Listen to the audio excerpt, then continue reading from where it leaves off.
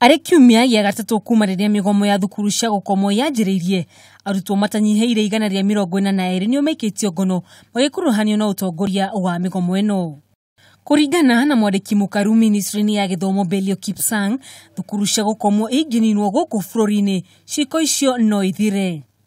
Kipsang akĩra kamiti ya mbunge igii githomo atĩ arutwo makoretwo makĩrehe ngucanio gatagatĩ kao na arutani arĩ kĩhumo gĩa gĩthagathago kĩrĩa gĩkoretwo thukuru-inĩ ici.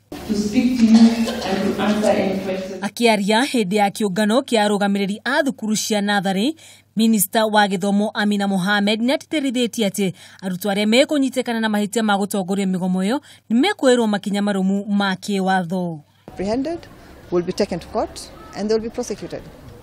And I hope that is a warning to anybody who wishes to engage in illegal activities. Amina oho akiuga meharĩrĩria makĩanio gĩa KCP na KCSE megũthiĩ na mbere ta ũrĩa mabangĩtwo na hatirĩ ũndũ ũgũcenjia thengia ya migomo ĩrĩa ĩkoretwo kuo ruhonge-inĩ rwa githomo.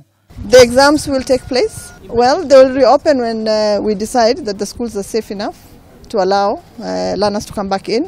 Ministry ya githomo nĩ harĩrĩirie kũnyitanĩra na honge itiganĩte nĩguo gũtabania ũthuthuria wĩgiĩ migomo mathukuru-inĩ matiganĩte.